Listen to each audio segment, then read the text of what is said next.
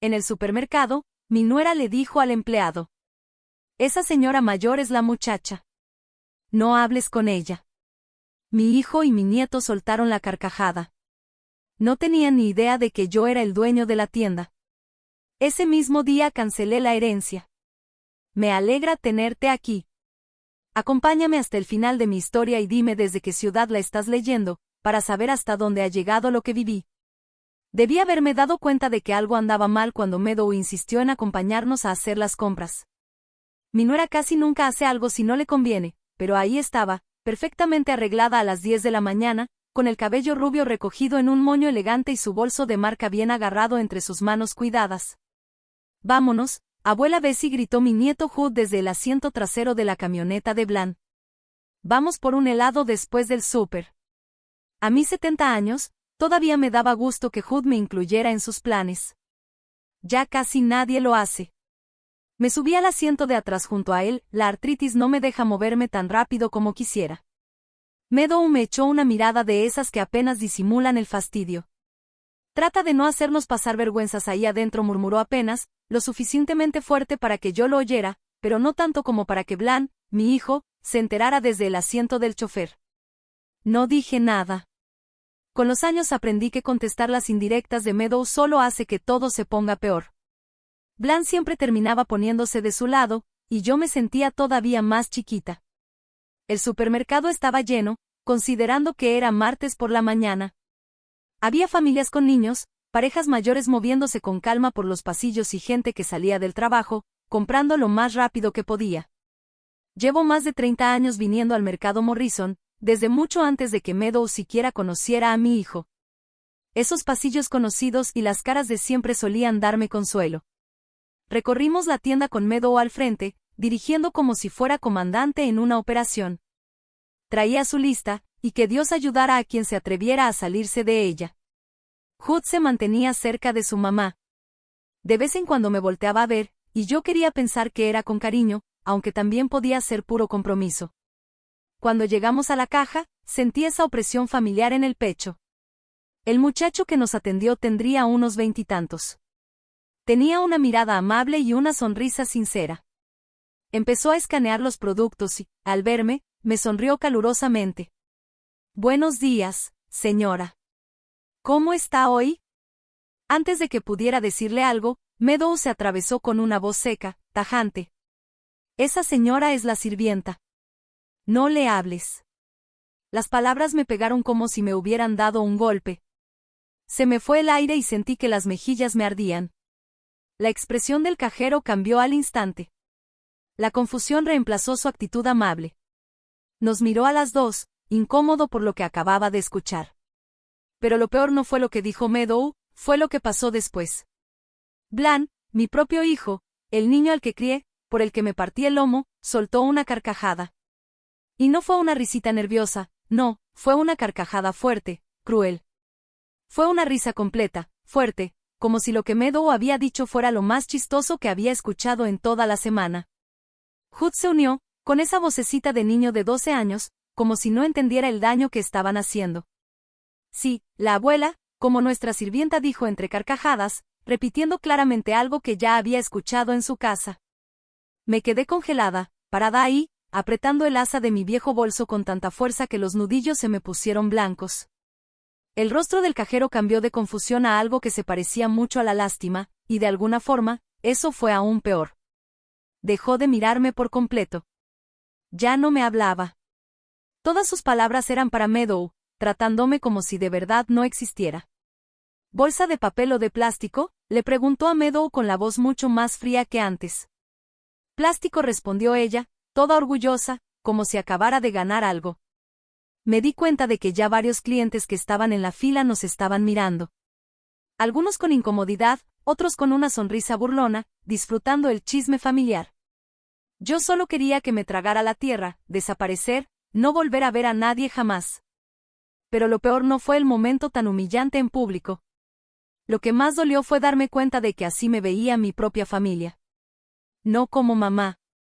No como abuela. Ni siquiera como una persona que merece el mínimo respeto.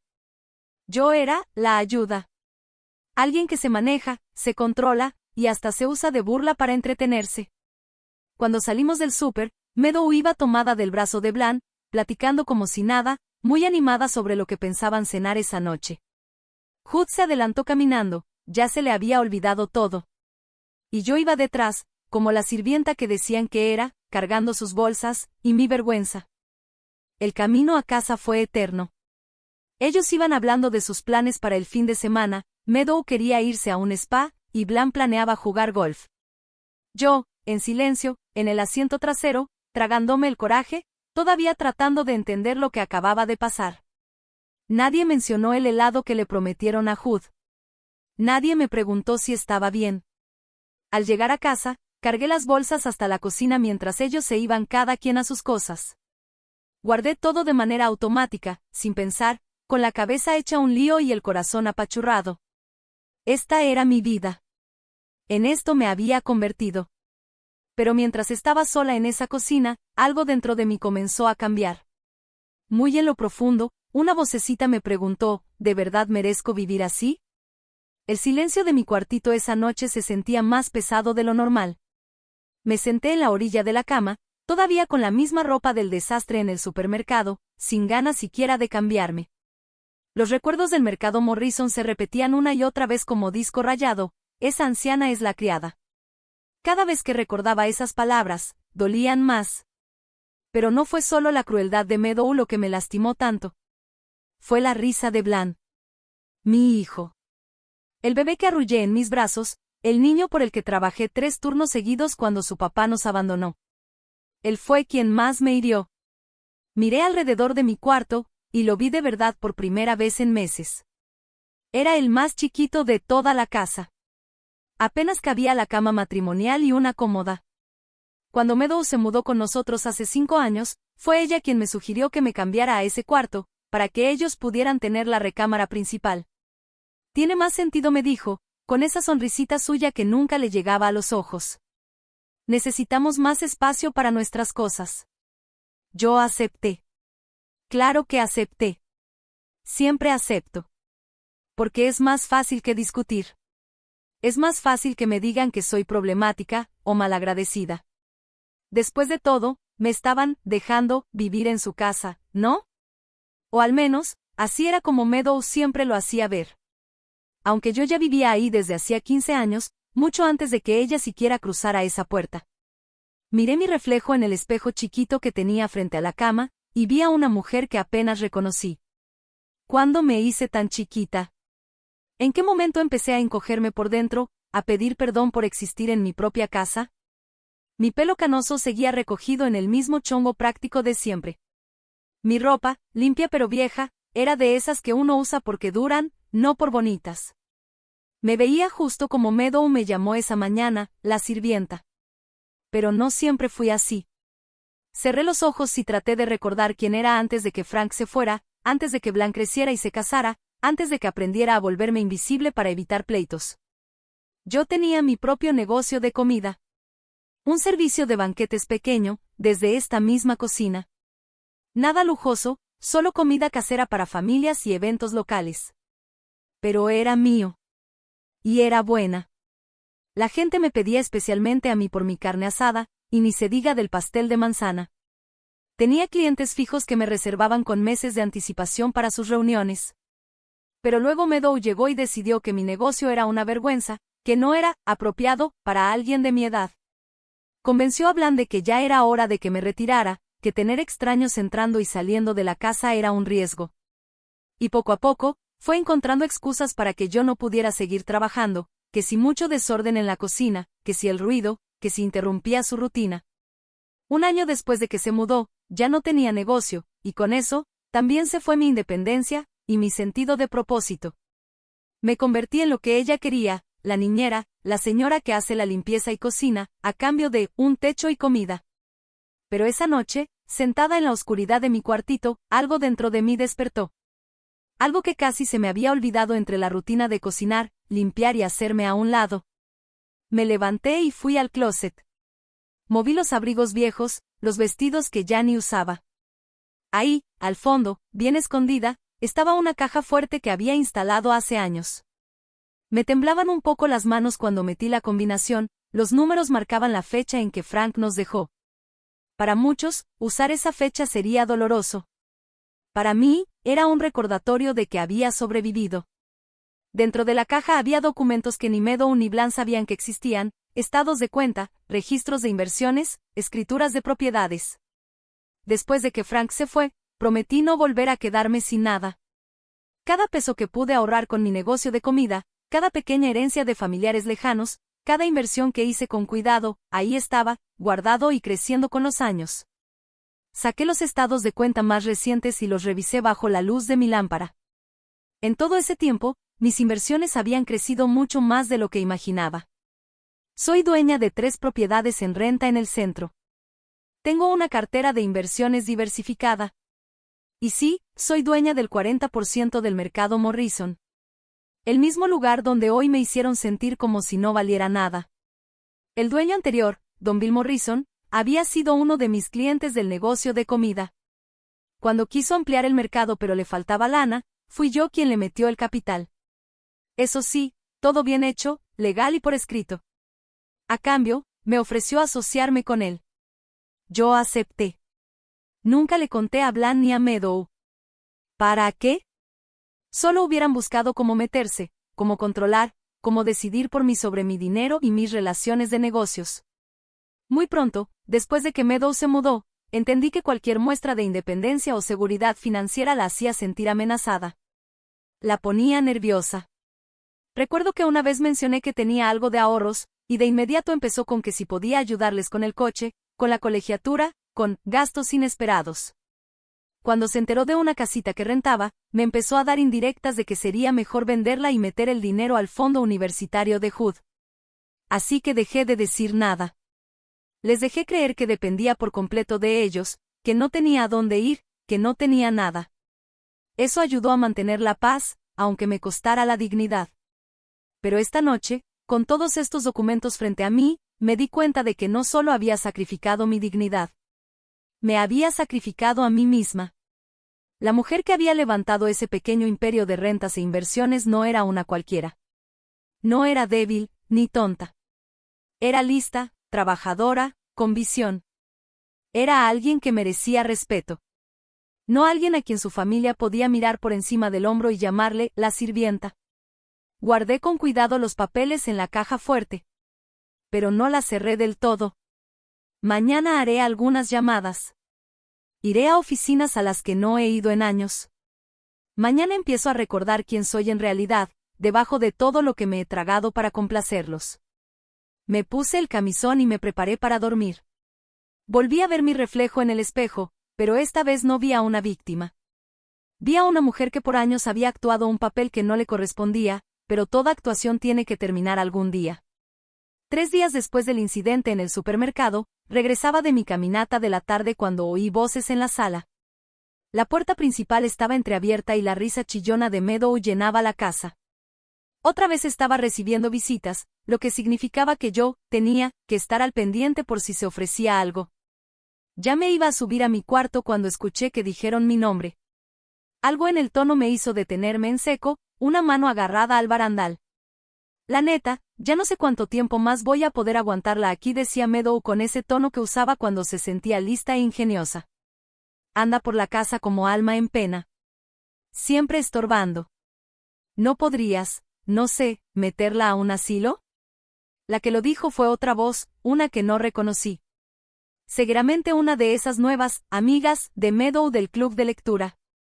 Otra señora bien, opinando sobre mi vida sin conocerme. La risa de Meadow era aguda, de esas que ya traen veneno.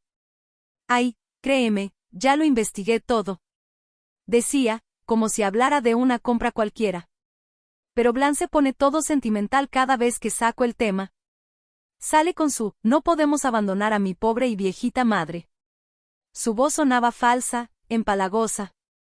Lo que él no entiende, siguió ella, es que la que nos está abandonando es ella, con esa carga que representa. Sentí que se me doblaban las piernas. Me recargué contra la pared, sin hacer ruido, escondida pero lo bastante cerca para escuchar hasta el último veneno que salía de su boca. Además, continuó Meadow, estamos esperando a que se aclare bien lo de la herencia. Si me entiendes, ¿no? Blan cree que quizá tenga algo guardado. Ahorros, una póliza de seguro de vida o algo así. Sería una tontería sacarla de aquí antes de saber exactamente con qué estamos tratando. Otra voz se metió a la conversación. Era Sandra, una de esas amigas de Meadow del club de lectura. La había visto varias veces en comidas familiares. ¿Y cuánto más podrá durar? ¿En serio? ¿Cuántos años tiene? ¿70? Pero parece de 80. Ese es el problema, suspiró Meadow con dramatismo. Está más sana de lo que aparenta. Por lo que sabemos, podría vivir otros 10 años. Y mientras tanto, ¿quién está aquí atrapada haciéndola de niñera de alguien que no aporta nada a esta casa? Yo. Esa crueldad tan tranquila, tan casual, me dejó sin aire. Sabía que Meadow no me quería, pero escucharla hablar de mi muerte como si fuera una simple transacción, eso fue otra cosa. No estaba lista para eso. ¿Y qué hace ella todo el día?, preguntó Sandra. Pues mira, se mantiene ocupada, dijo Meadow con una risa amarga. Cocina, limpia, cuida a Hood cuando se nos ofrece. Trabajo gratis, ya sabes. Tiene sus ventajas, pero sinceramente, ahorita pesan más las desventajas. Oí pasos. Alguien se dirigía hacia la cocina. Corrí escaleras arriba lo más callada que pude, con el corazón latiéndome tan fuerte que juraba que lo iban a escuchar desde abajo. Ya en mi cuarto, me dejé caer en la cama, tratando de digerir lo que acababa de escuchar. No esperaban que viviera una vida plena y feliz, rodeada de cariño. Esperaban que me muriera. Y no por tristeza ni por compasión. No. Porque querían quedarse con lo que ellos creían que podría dejarles. Y Blan, mi hijo. Él sabía.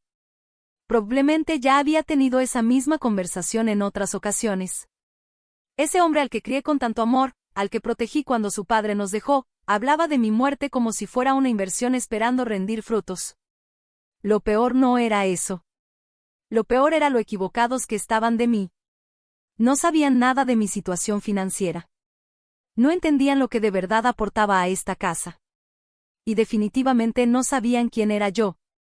Me veían como una carga, como una sombra, como un mueble viejo que estorba mientras la vida sigue. No tenían idea de que la viejita, de la que tanto querían deshacerse, tenía el poder de cambiarles la vida, con una sola llamada. Esa noche, ya que se fueron las amigas de Meadow y la casa volvió a su rutina de siempre, preparé la cena como de costumbre. Blan cenó sin despegar los ojos del teléfono. Meadow nada más picoteó el plato mientras scrolleaba en su celular. Y Hood se tragó la comida en 3 minutos y se fue directo a jugar videojuegos. Este pollo está medio seco, comentó Meadow, sin siquiera voltearme a ver. Quizá la próxima vez usas menos condimentos, dijo Meadow, sin mirarme. Asentí en silencio. Aunque el pollo estaba jugoso y perfectamente sazonado, como siempre lo había hecho desde hace décadas, sabía que ese comentario no era por la comida. Era solo otra manera de hacerme saber quién mandaba, de dejar claro cuál era mi lugar en su casa. Mientras recogía los platos, los oí platicar sobre sus planes para el fin de semana. Meadow iba a una cata de vinos con sus amigas, Blan saldría a pescar. ¿Y Hood? Pues claro, se quedaría conmigo, lo que significaba que otra vez pasaría mis días cuidando a una niña de 12 años mientras ellos disfrutaban de su libertad. Mamá, dijo Blan de pronto, la primera vez que me dirigía la palabra en toda la noche. Meadow y yo hemos estado pensando en pintar la casa esta primavera. Necesitamos que vayas recogiendo tus cosas del cuarto para que puedan entrar los pintores. No era una pregunta. Era una orden, disfrazada de aviso. Claro, contesté en automático. Lo que necesiten. Meadow sonrió, muy satisfecha, como si acabara de ganar un premio por mi obediencia. No te va a llevar más de 1 o 2 días. Mientras tanto puedes dormir en el sillón del sótano, dijo, sin darle importancia. Ese sofá era viejo, incómodo, y tenía un resorte salido que se te clavaba en la espalda. Ellos lo sabían perfectamente. Pero eso era lo de menos, lo que importaba era recordarme, una vez más, que mi comodidad no valía nada. Cuando todos se fueron a dormir, me quedé sola en la cocina, sentada frente a los platos limpios que acababa de guardar. Durante años me repetí que la familia lo era todo, que valía la pena cualquier sacrificio, que amar significaba aguantar lo que fuera, sin quejarse. Pero lo que escuché hoy no fue amor. Ni siquiera fue respeto básico. Fue desprecio. Pensé en mis inversiones, en las propiedades que tenía a mi nombre, en mi parte del mercado Morrison, justo donde me habían hecho pasar vergüenza. Pensé en mis cuentas bancarias, en todo lo que había guardado y crecido en secreto durante tantos años. Y me pregunté, ¿por qué seguía escondiéndome? Tal vez ya era hora de levantar la cabeza. De recordarle a todos y sobre todo a mí misma quién era realmente Bessie, debajo de toda esta rutina, de todo este silencio. Tal vez ya era hora de recuperar mi lugar. A la mañana siguiente, me desperté con una claridad que no sentía desde hace años. Mientras Meadow y Blan seguían dormidos, y Hood se preparaba para ir a la escuela, salí de la casa sin hacer ruido. Caminé 6 cuadras hasta el centro. Mi primera parada, el mercado Morrison. Caminar por esos pasillos conocidos se sentía diferente ahora. Ya no sentía vergüenza por lo de la otra vez. Lo que sentía era algo totalmente distinto. Esta tienda era mía también. Cada estante, cada trabajador, cada venta, existía en parte gracias a mí, a mi fe y a la inversión que le hice a Bill Morrison hace tantos años. Lo encontré en su oficina, detrás del mostrador de servicio al cliente, encorvado sobre un montón de papeles. Ya se le notaban los años, pero su sonrisa fue cálida, de esas que vienen del corazón. Bessie, ¿qué haces por acá tan temprano? Me senté frente a su escritorio, más cómoda que en meses. Quiero hablar contigo sobre nuestra sociedad, le dije. Hace tiempo que no tocamos temas de negocios, Bill. Su expresión cambió. Se puso más serio. ¿Todo bien? Te oyes diferente.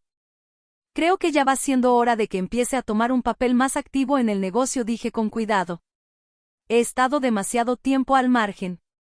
Bill se recargó en su silla, viéndome con interés. ¿Y qué tipo de papel activo tienes en mente? Me gustaría revisar nuestras políticas de personal, especialmente en lo que tiene que ver con la capacitación en servicio al cliente. Y también creo que ya es momento de tener una oficina aquí, para poder supervisar más de cerca las operaciones del día a día. Pasamos la siguiente hora revisando las finanzas, hablando de cambios en el funcionamiento del mercado y organizando mi transición de socia silenciosa a socia activa. Bill se mostró entusiasmado con la idea, incluso admitió que había estado esperando a que yo quisiera involucrarme más, ahora que él ya se acercaba a la edad del retiro. Hay otra cosa, dije casi al final de la reunión. Es probable que necesite hacer algunos cambios en mi testamento, y también en los planes de sucesión del negocio. ¿Conoces algún abogado que se especialice en ese tipo de temas? Bill frunció el ceño un poco y luego asintió, entendiendo de inmediato lo que estaba diciendo entre líneas. Me conocía lo suficiente para captar lo no dicho. Sarah Mitchell dijo. Ella se ha encargado de todo lo legal en mi familia. Es muy profesional, discreta y no se mete en los dramas familiares. Mi siguiente parada fue su oficina. Sarah Mitchell resultó ser una mujer aguda, de unos 50 y tantos, que me escuchó con atención y sin interrumpirme mientras le contaba todo, la situación en casa, mis finanzas, lo que había pasado últimamente. Cuando terminé, se quedó en silencio unos segundos antes de hablar. ¿Desde hace cuánto tu familia te trata así?, preguntó, con tono serio. La verdad, ha ido empeorando los últimos 5 años, desde que mi nuera se mudó con nosotros.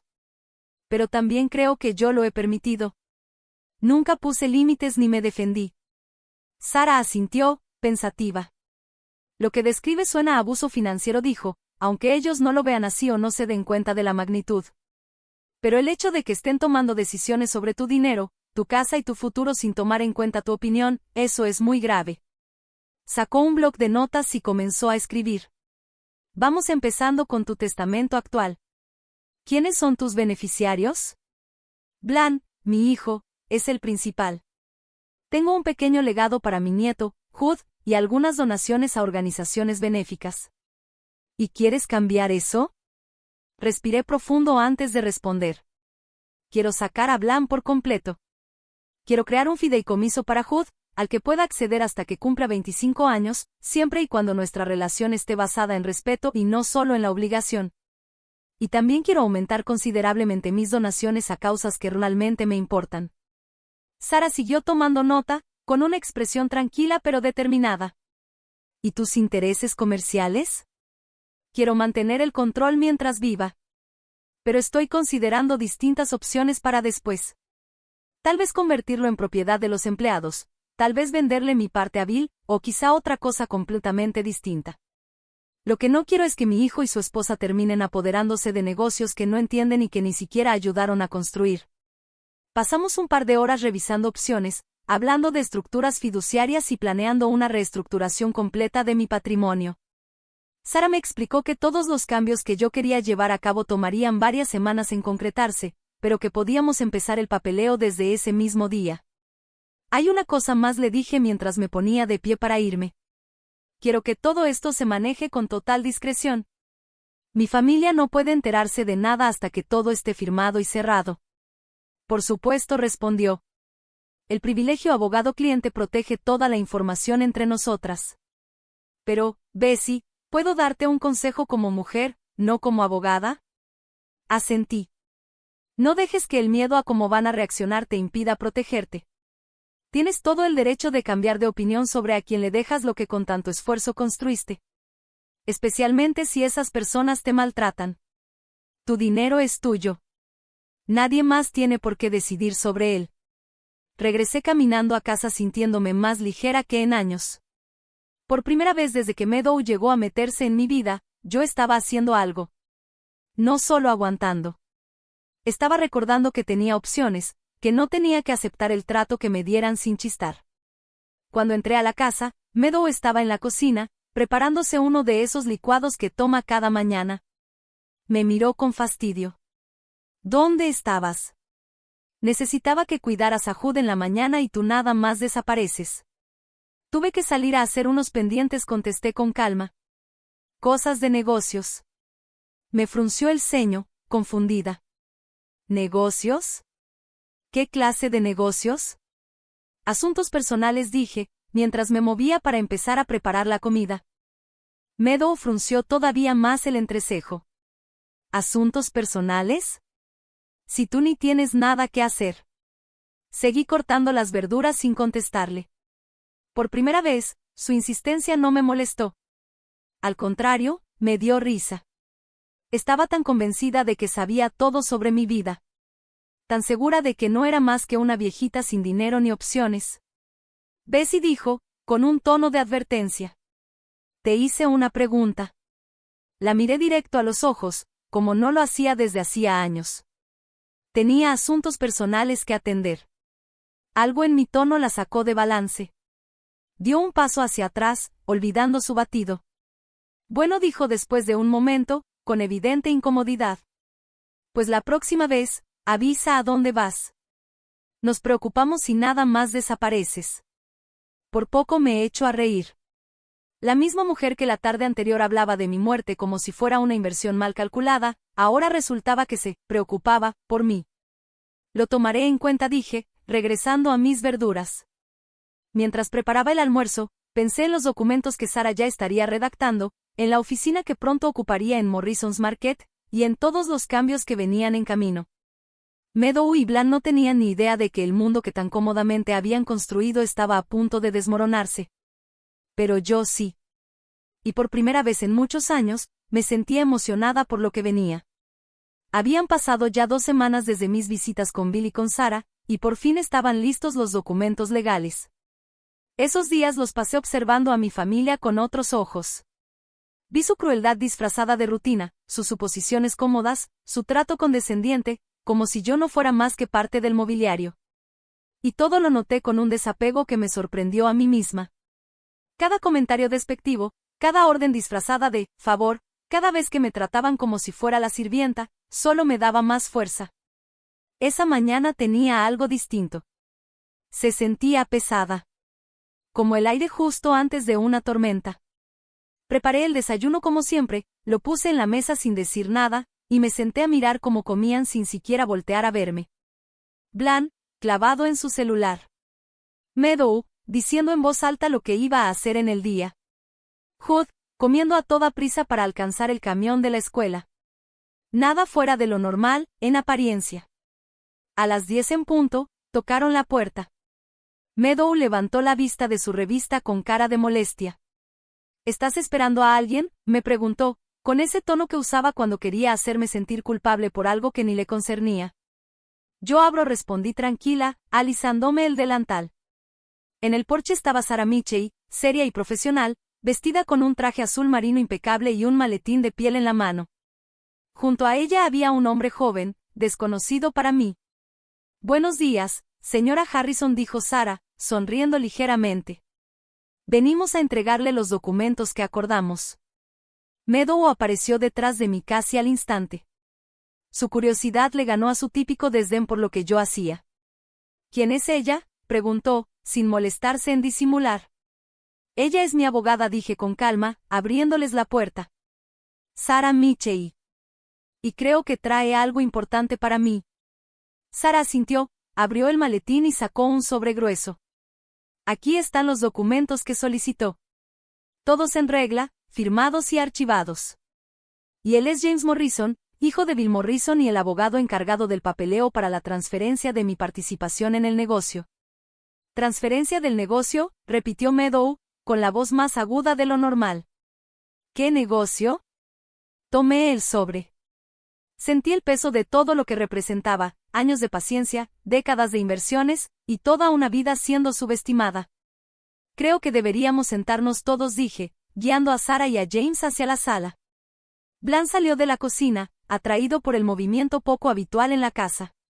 Miró a los abogados, al ambiente serio, al sobre en mis manos, y se sentó junto a Meadow en el sillón, con el ceño fruncido. «Mamá, ¿qué está pasando?», preguntó. Yo seguía de pie. El sobre aún sin abrir, pero con la decisión clara. Creo que ya es hora de que los dos sepan la verdad sobre la situación financiera de esta familia. Meadow entrecerró los ojos. ¿De qué estás hablando? Hace 3 semanas me llamaste sirvienta enfrente de otras personas, le dije en voz baja, sin enojo, pero con firmeza. Te reíste cuando el cajero me trató con desprecio. Llevas años haciéndome sentir como una carga. Como si lo único que valiera de mí fuera el trabajo que hago en silencio, sin paga y sin queja. Mamá, empezó Blan, pero levanté la mano. No iba a permitir que me interrumpiera. Déjame terminar. La semana pasada te escuché, Meadow, hablando con tus amigas sobre mi muerte. Hablando de cuánto tiempo más tendrías que aguantarme y especulando sobre la mísera herencia que, según tú, podría dejar. La cara de Meadow se puso roja al instante. ¿Estabas escuchando a escondidas en mi propia casa? La interrumpí, sin cambiar el tono. Sí. Estaba escuchando. Y lo que oí me hizo ver que no tienes ni la menor idea de quién soy realmente. Abrí el sobre que me había dado Sarah y saqué el primer documento. Esta es la notificación formal de que los eliminé a los dos de mi testamento. Hood recibirá un fideicomiso cuando cumpla 25 años, siempre y cuando aprenda a tratarme con el respeto mínimo que se le debe a cualquier ser humano. Todo lo demás va a organizaciones benéficas. El color desapareció del rostro de Blan. Mamá, no estás hablando en serio. Somos familia. La familia no trata como tú me has tratado, dije firme, sin levantar la voz. Pero eso no es lo más importante que tienen que saber. James Morrison dio un paso al frente, abriendo su propio portafolio. ¿Quiere que proceda, señora Harrison? Asentí, sintiendo una calma extraña, una paz que venía de decir, por fin, mi verdad. Empieza por el mercado de Morrison. La señora Harrison posee el 40% de Morrison's Market, anunció James con tono neutral. Ha sido socia silenciosa durante 15 años, y desde ayer asumió un rol activo en la administración. La boca de Meadow se abrió como si se le hubiera salido el alma. Eso no puede ser. Ella no tiene dinero. También tiene participación mayoritaria en otras 3 tiendas de abarrotes del condado, continuó James sin inmutarse, además de 4 propiedades en renta en el centro y una empresa de administración que gestiona 12 edificios comerciales. El silencio que se hizo en la sala era brutal. Pude ver cómo sus caras intentaban procesar todo, cómo se caían, una por una, las ideas que tenían sobre mí. Años de asumir que yo era una carga. Años de tratarme como si no tuviera nada. ¿Cuánto dinero estamos hablando?, murmuró Blan, casi sin voz. Sarah consultó sus papeles con calma. Entre activos líquidos, propiedades e inversiones, una estimación conservadora, $47 millones. Meadow soltó un ruido como si le hubieran dado un golpe en el estómago. Se aferró al brazo del sofá y clavó sus uñas perfectamente cuidadas en la tela.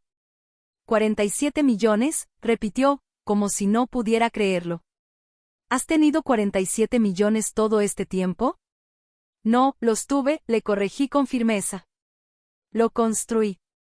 Paso a paso, inversión tras inversión. Mientras tú me tratabas como sirvienta. Mientras discutías mandarme al asilo más barato que pudieras encontrar. Mientras esperaban que me muriera para quedarse con lo poquito que pensaban que tenía. Blan se levantó bruscamente, fue hacia la ventana, visiblemente alterado. ¿Por qué no nos dijiste nada? ¿Por qué nos dejaste pensar? ¿Pensar qué? Lo interrumpí. ¿Qué me estaban haciendo el favor de dejarme vivir aquí? ¿Qué tenía que estar agradecida por sus migajas de atención y por su cariño, cada vez más escaso? Te habríamos tratado diferente si lo hubiéramos sabido, dijo Meadow, casi suplicante. Exactamente, respondí con calma, mirándola directo a los ojos. Me habrían tratado diferente, por mi dinero, no porque soy una persona que merece respeto. Eso me dice todo lo que necesito saber sobre tu carácter. Sara se aclaró la garganta con ese profesionalismo tan suyo. Hay una cosa más. La señora Harrison también le compró esta casa a usted, señor Harrison. La hipoteca fue transferida a su empresa ayer. Tienes 30 días para buscar otro lugar donde vivir. La devastación en sus caras ahora era total. Blan se dejó caer en el sillón con la cabeza entre las manos. Meadow me veía como si acabara de mostrarle que no me conocía en absoluto, como si fuera otra persona por completo. No puedes hacer esto, susurró ella. Esta es nuestra casa, es la casa de Hood. Esta fue mi casa primero, respondí tranquila. Yo he vivido aquí 22 años. Tú llevas 5, y en ese tiempo has dejado muy claro que no soy bienvenida. Volví a guardar los papeles en el sobre. Me sentía más ligera con cada segundo que pasaba. Los abogados se encargarán de todo. Yo me voy a quedar en un hotel en el centro mientras se concretan mis otros planes. Me dirigí a las escaleras para empacar mis cosas, pero la voz quebrada de Blan me detuvo. Mamá, por favor, podemos arreglarlo. Podemos cambiar. Me quedé quieta al pie de la escalera, sin voltearme. Tengo 70 años, Blan. Ya no tengo tiempo para esperar a que aprendas a quererme como merezco. 6 meses después, estaba sentada en la terraza de mi villa con vista al lago Cao, viendo cómo el sol de la mañana pintaba las montañas italianas de tonos dorados y rosados. El espresso en mi taza de porcelana era perfecto, preparado por Elena, mi ama de llaves, quien me trataba con esa clase de respeto natural que casi había olvidado que existía. La transición no fue inmediata. Después de dejar la casa de Blan y Meadow ese día, pasé 3 semanas en un hotel del centro mientras Sara y su equipo hacían una auditoría completa de mis activos. El resultado fue sorprendente. Incluso para mí. $50 millones. 50 años de inversiones inteligentes, negocios discretos y crecimiento constante. Una fortuna que jamás me había detenido a calcular del todo. Había subestimado mi propio éxito. Con la ayuda de Sara, vendí algunas propiedades, consolidé mis inversiones y organicé mis finanzas para vivir en el extranjero. Las tiendas de abarrotes se vendieron a mis empleados mediante un programa generoso de adquisición. Las propiedades en renta pasaron a una administradora con instrucciones claras, mantener los alquileres accesibles para familias trabajadoras. Me quedé solo con lo necesario para vivir tranquila, lejos de la gente que me hizo sentir menos durante tanto tiempo. Escoger Italia fue fácil. Siempre había soñado con conocer el mundo, pero esos sueños los fui posponiendo por cosas más urgentes. Ahora, con tiempo y dinero de sobra, por fin podía vivir la vida que había dejado en pausa durante décadas. La villa era perfecta. Nada ostentosa, pero con una elegancia sencilla. 3 recámaras, cada una con puertas francesas que daban a jardines que bajaban hacia el lago. Una biblioteca llena de libros que ahora sí podía leer. Una cocina donde cocinaba por gusto, no porque alguien me lo exigiera. Elena tocó con suavidad la puerta de la terraza, sosteniendo el teléfono inalámbrico. Señora Bessie, es una llamada de Estados Unidos. Un muchacho llamado Hood. Mi nieto había estado llamando todas las semanas desde que me fui. Al principio estaba molesto, confundido, pero con el tiempo, su tono cambió. Nuestras conversaciones pasaron de ser reclamos y silencios incómodos, a preguntas, curiosidad, y poco a poco, algo parecido a la comprensión. Abuela, dijo, con esa voz que ya le estaba cambiando con la adolescencia. ¿Cómo estás? Estoy maravillosa, mi cielo. ¿Y tú? ¿Cómo van las cosas allá en casa? Hubo un silencio breve. Diferente. Mamá y papá se están divorciando. Mamá se mudó el mes pasado. No me sorprendió. Sin el espejismo de una gran herencia que los mantuviera unidos, su matrimonio no tenía base. Seguramente Meadow ya había encontrado a otra persona en quien enfocar sus juegos y manipulaciones. ¿Y tú estás bien?, le pregunté en voz baja. Creo que sí. Papá pregunta mucho por ti. Dice que quiere llamarte. ¿Y tú qué piensas de eso? Esta vez la pausa fue más larga. Creo que ya entendió que la regó feo, pero también creo que solo lo lamenta porque se enteró de todo tu dinero. Su honestidad me tocó más de lo que esperaba.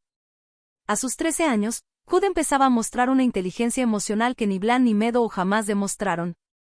¿Y tú qué onda?, le pregunté. ¿Te duele por el dinero, o por cómo nos tratamos? Lo siento, dijo, casi en un susurro. Me reí de ti ese día en la tienda. Sabía que estaba mal, pero quise quedar bien con mamá y papá, que pensaran que era chistoso. Fue una tontería. Se me hizo un nudo en la garganta. Gracias por decirlo, mi amor. No sabes cuánto significa para mí. Abuela, ¿crees que algún día podría ir a visitarte? No por el dinero ni nada, solo porque te extraño. Sonreí mirando el lago, tan tranquilo, con una pequeña lancha cruzando el reflejo del cielo de la mañana. Me encantaría.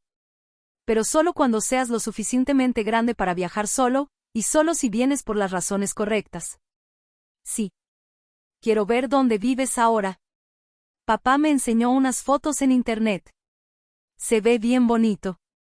Después de colgar, me quedé sentada en silencio, acompañada por mis pensamientos.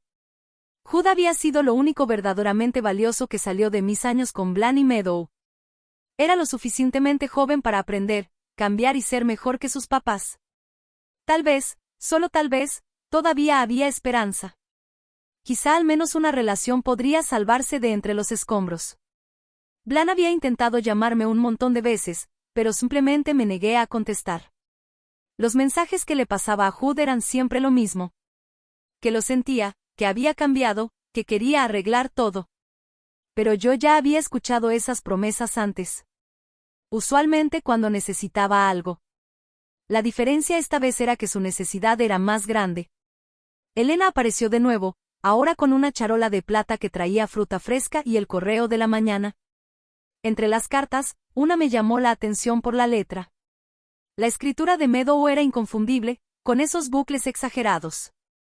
Estuve a punto de tirarla sin abrirla, pero la curiosidad me ganó. Dentro venían 3 páginas. Brincaban entre amenazas y súplicas. Que la ayudara con los gastos del divorcio. Que si no lo hacía no me dejaría ver a Hood. Que iba a cambiar si reconsideraba mi testamento. Me acusó de haber destruido su familia por puro rencor. Doblé la carta con calma y me la llevé a la chimenea de piedra en mi sala. Las llamas se la tragaron en segundos, dejando solo cenizas y ese olorcito tenue a papel quemado. No todos los puentes merecen ser reconstruidos. Esa tarde salí a caminar por el mercado del pueblo. Estuve practicando mi italiano con los puestos donde ya me conocen. La señora Martínez, que vende las flores más lindas que he visto, insistió en regalarme unas rosas extra para mi comedor. Jeppe, el panadero, siempre me guarda los mejores panes para cuando paso. Nadie de ellos sabía de mi dinero ni de mi pasado. Solo disfrutaban estar conmigo, y yo con ellos.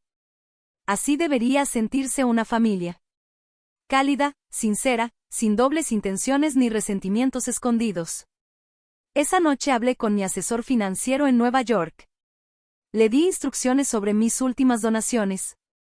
Una fundación para adultos mayores que han sido abandonados por sus familias. Becas para mamás solteras que quieren empezar sus propios negocios. Y un fondo para ayudar a gente a salir de ambientes familiares tóxicos. Por fin mi dinero estaba sirviendo para algo que sí valía la pena. Algo que realmente representaba quién soy. En vez de sostener a personas que nunca supieron valorarme. Mientras el sol se ocultaba sobre el lago Cao, y el cielo se pintaba de naranjas y morados intensos, levanté mi copa de vino y brindé en silencio. Por las segundas oportunidades. Por la independencia que llega aunque sea tarde. Y por el acto valiente de elegirte a ti misma cuando nadie más lo hace. Tenía 70 años, y mi vida de verdad apenas comenzaba. La mujer que hace 6 meses era tratada como la sirvienta de una tiendita. Ahora vivía como la reina que siempre fue, aunque nadie lo notara antes. Y lo más bonito, es que esta no era el final de mi historia. Era apenas el principio. Ahora tengo curiosidad por ti, que escuchaste mi historia. ¿Qué harías tú si estuvieras en mis zapatos? ¿Te ha tocado vivir algo parecido? Déjamelo en los comentarios. Y mientras tanto, te dejo aquí otras 2 historias del canal que son de las más queridas por la comunidad. Seguro te van a sorprender. Gracias por llegar hasta el final.